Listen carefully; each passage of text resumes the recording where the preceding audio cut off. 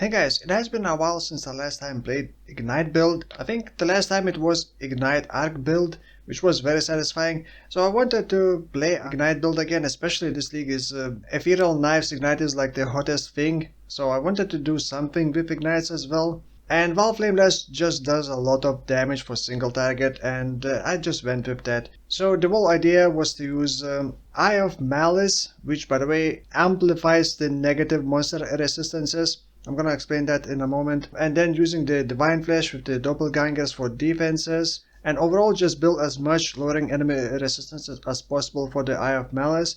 And in the end the build turned out to be pretty nice. With the Vaal Flameblast, the last blast, it does over 8 million ignite DPS. And it does have pretty decent defensive layers. While mapping like 95% of the time it feels absolutely fine, nothing is really doing damage. There's always something that eventually just does unexpected amount of damage no matter what build you play. So I consider this build to be a success overall, tankiness wise and damage wise. Damage is not really great for the big bosses. Like Shaper Guardians are fine, they don't go down very quickly, but it's kind of fine. The problem with the Vaal Flameblast is that the Vaal Flameblast is kind of opposite of the normal Flameblast. It goes from big and then every 3 stages it gets smaller. And the last stage is the smallest one and it does the most damage. If enemies move outside that, well, essentially don't do any damage, right? And Vaal Flameblast also needs to be charged. So the normal Flameblast does like between 4 and 5 million ignite DPS, which is still pretty nice, but it's nothing like too amazing. Another thing is you have to be pretty close to enemies because of the legacy of Fury Boots. I'm not sure how nearby is the Scourge, but you do need Scourge. You also need to apply cover enemies in Ash, which is just one hit essentially. So it does have conditional things, but the clear speed, actually I was very surprised. I was clearing even tier 16 maps with Wave of Conviction. It's level 20 and it only has Hex Touch, linked to Elemental Weakness and Combustion. That's it. I do have a ring that also applies for mobility, and the Polaric ring also applies cover enemies in Ash. So everything combined, the Wave of Conviction is enough to clear most of the enemies, including some rares. However, this kind of build with the Eye of Malice does have another drawback, is that enemies that have a lot of fire resistances gonna be a big challenge, because you're probably gonna amplify the positive resistances into more positive because of the helmet, unless you get enough reduced. But in the end, I'm not sure if it's actually a good idea to go with the Eye of Malice, because of the Arch Nemesis modifiers can give monsters a lot of resistances in general. Most of the time you're probably not gonna encounter those enemies, but once you do, it's gonna be annoying. Now also the budget of this build, I'm not entirely sure, but it is over 5 divines I think. I actually for the first time probably went with the free Awakened Gems. Normally I don't even use Awakened Gems, but this time I went with free level 5 Awakened Gems, so those alone are a bit less than 3 divines, and then a couple other items. Oh, also jewels, okay. Maybe it's actually closer to 10 divines, but it should be below 10 divines. And while my life pool doesn't look very high, but the numbers in PoB don't look that bad. But this is with the steel skin. If you turn off steel skin, it's obviously going to be lower. So the physical mitigation is the weakest, but the hairs is the best, and elemental damage is also pretty nice. This build also has a purity of elements, so you are immune to elemental ailments. It also has determination, so this build has almost 10,000 armor. I think cast speed is very important for Flameblast. For Vaal Flameblast it doesn't matter, but for Flameblast it is very important. So I am using Flame Golem to get generic damage, Lightning Golem to get a lot of cast speed, and Hero's Golem to get a bit more physical mitigation. And then Wave of Conviction, like I said, with Hex Touch, Alloy Weakness and Combustion just for the clearing, and you do need Combustion to lower enemy resistances even more. The way I'm lowering enemy resistance even more, I am using, well, the Wave of Conviction is applying the stronger exposure, and then Elementalist gets another minus 25%. Then there is this node, ignited or chilled enemies have another minus 5. And then another mastery here, fire exposure you inflict applies an extra minus 5%. And then obviously Scorch from the legacy of Fury Boots also add a lot. Like if I just remove the boots, I lose over 1 million damage. Ignite DPS. Another cool thing for defenses is automation of Forbidden Taste. Because this is a Divine Flash build and I am capping my Here's Resistance at 80, I pretty much don't even take Like you see, I use this flask and I pretty much don't even drain my life pool. Because this flask does damage over time. I guess you also don't want duration on this flask so that you don't take damage over time for longer. But essentially when you take a savage hit, which is 15% of your life, in this case it's a bit over 600 life, you automatically use this flask and you automatically heal. On top of that, this build does have recover life on kill. So for mapping it feels like absolutely fine. Monsters are constantly dying, you constantly refill the flask, it constantly keeps getting used and heals you.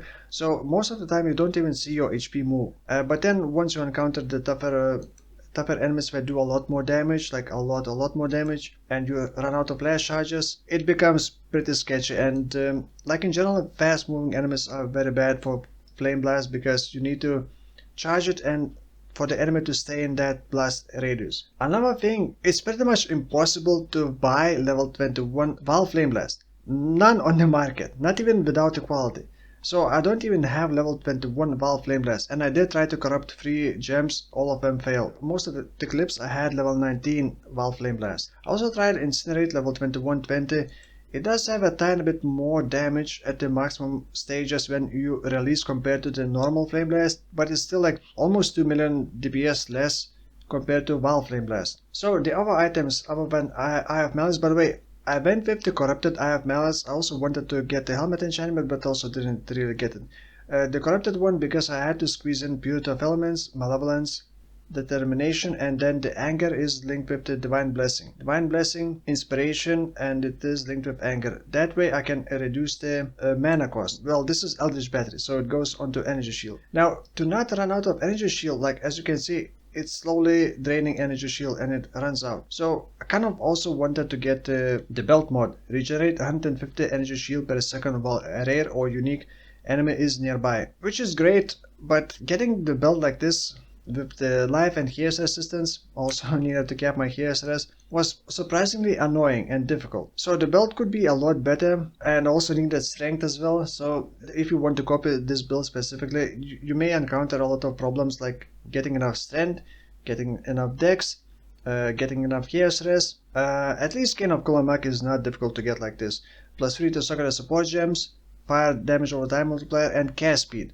Cast speed I think is very important for this. The Polaric ring, the another ring is the flammability on a hit. The amulet, essentially you want here's res, then maybe other res, life, and then either +1 to fire skills, which is probably better than fire.multi. And then you also want strength or dex, or both. Legacy of Fury, like I said, Scorch lowers enemy resistances as well, and like normal Scorch from these boots are -10% elemental resistance for nearby enemies, but it also has inbuilt increased effect of Scorch. So it boosts that 10% by 47%, and then on the passive skill tree you can also take things like this, 20% increased effect of non-damaging elements, which won't affect ignites but it will affect Scorch. And then you can also get another mastery, 40% increased effect of non-damaging elements. So you are already getting over 100% increased effect of non-damaging elements, and you are boosting that Scorch by over 100%. So instead of -10, you're getting over -20% just when you are nearby to enemies. I also had to go for the extra course, did not want to anoint that. I put Divine Flesh in here. Also got pretty lucky, just didn't really search for it, but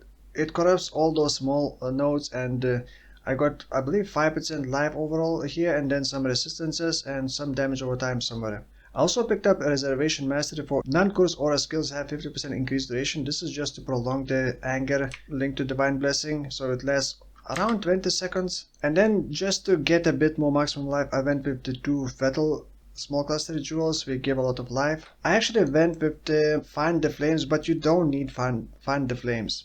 Find the Flames is basically Global Ignite, but it only has 15 radius. But I am still using Ignite Proliferation Support Gem because that gives 21 radius. Also another thing, the Flame Blast MTX, which is Harbinger MTX, this is what makes blue flames. Without the MTX, the flames would be normal color. Also I think Wave of Conviction applies slightly different color ignites as well. And yeah, the gloves are Apothecary gloves with the Shaper's influence for the fire damage over time multiplier. I believe it can also be a Hunter's influence, but this is what I got looking through the market with the heals resistances. By the way, instead of this anointment, you can just pick up the anointment that doubles your heals resistance.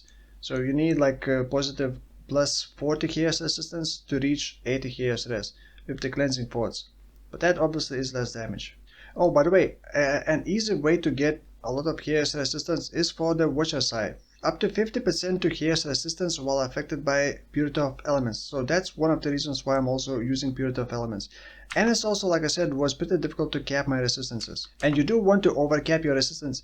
That's another thing. When using Purity of Elements, I didn't realize why I was dying in some maps, and turns out map modifiers with a reduced effect of non-curse aura skills lowers the resistances that you get from your Purity of Elements. I don't have curse immunity, but it could be achieved, not really achieved, but a reduced curse effect by taking this mastery. By the way, this build only died one time until I reached level 87. Once I started doing tier 15 plus maps and choosing it up more and doing a bit more bossing and doing lakes, I just started dying like crazy, and now I have, what is this? 33 deaths, imagine that. So yeah, that's pretty much it. I threatened the game that this is gonna be my last game, and I opened 50 stack decks and I dropped Apothecary, and 2 cards later dropped another expensive card.